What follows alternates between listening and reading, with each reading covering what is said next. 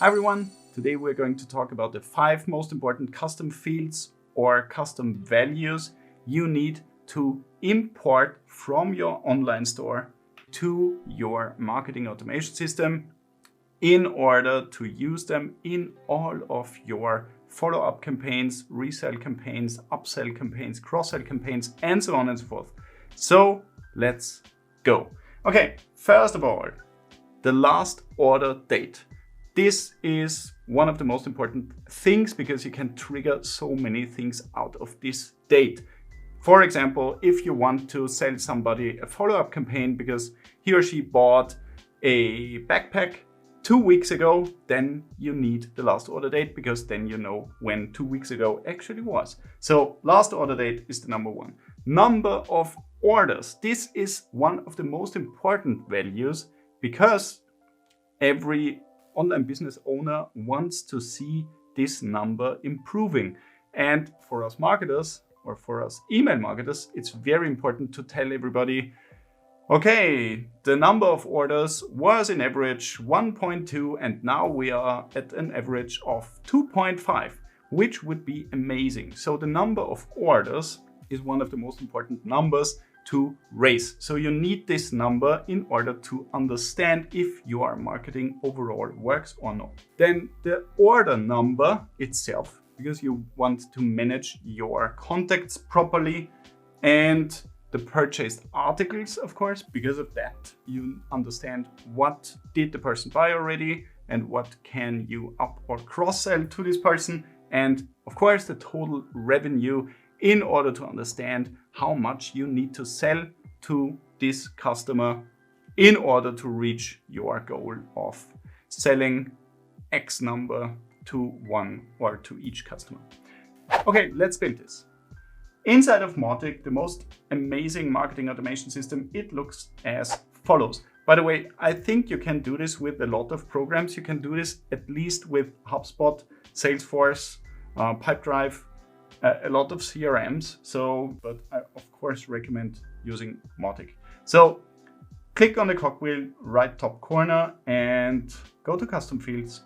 And inside the custom fields, we're going to build these 5 fields. So number 1, click on new and create the last order date. Let's call it last order date. And it's inside the contacts. It's not a text. It's a date time. Usually you would get date time, so you can decide, do you want to have date and time? Most online shop systems or e-commerce systems provide you with a date time stamp with both, so the date and the time. If you want to use it, it's fine. You can use date time, or if you don't want to use it, just take date. It's actually fine. It depends if you want to send something 1 hour after a purchase, then you probably want to have date time, but yeah, just decide what you want. Go to professional. I will put this into the professional group because then I can find these fields later very quickly. So save and close.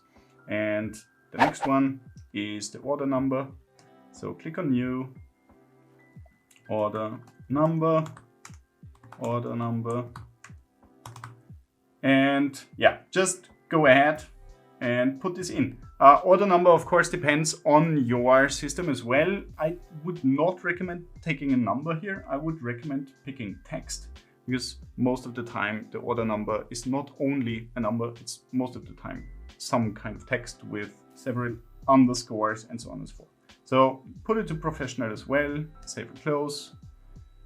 I just turn off my vacuum cleaner because it annoys me and I guess it's very loud. Just proceed building these other things. We just fast forward this. That's a number, of course. Precision is 0, core professional. Next one. Purchased articles, that's text. And the last one is the total revenue. You can build the field total revenue here, or you can just use the field which happens to be inside here already, which is attribution. So you can use this field attribution and you can also use attribution date. Just decide what you want. These 2 fields are here already. I will just for the sake of it, build it here. So professional, and this is a number, and I want to have the precision of this number at 2 points. So that's fine, save and close. Okay, nice. Now we have these 5 custom fields. So if you want to know how to build custom fields, that's it inside of Mautic.